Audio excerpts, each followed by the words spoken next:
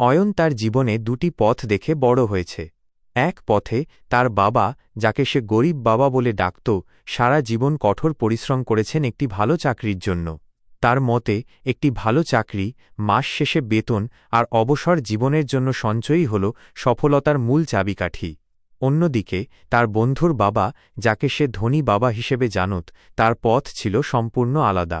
তিনি প্রচলিত পড়াশোনাকে সম্মান করলেও বলতেন, স্কুলে শেখানো হয় কিভাবে চাকরি করতে হয়, কিন্তু শেখানো হয় না কিভাবে টাকা দিয়ে কাজ করাতে হয়। অয়নের গরিব বাবা সবসময় বলতেন, টাকার জন্য কাজ করো, কিন্তু ধনী বাবা শেখাতেন, টাকাকে দিয়ে নিজের জন্য কাজ করাও। এই দুটি ভিন্ন মানসিকতা অয়নকে ভাবতে বাধ্য করে। তার ধনী বাবা তাকে শেখান যে একটি বাড়ির মালিকানা সবসময় সম্পদ নয়, এটি একটি দায়ও হতে পারে, কারণ এর সঙ্গে জড়িত থাকে অনেক খরচ। তিনি আরও বোঝান যে সম্পদ হল সেই জিনিস যা আপনার পকেটে টাকা আনে, আর দায় হল যা পকেট থেকে টাকা বের করে নেয়।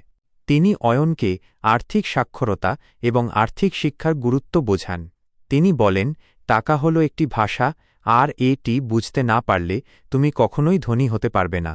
তিনি অয়নকে ক্যাশফ্লো কোয়াড্র্যান্ট সম্পর্কে শেখান, যেখানে চাকরিজীবী ই, স্বনিযুক্ত এস, ব্যবসায়ী বি এবং বিনিয়োগকারী আই, এই চারটি ভাগে মানুষ অর্থ উপার্জন করে।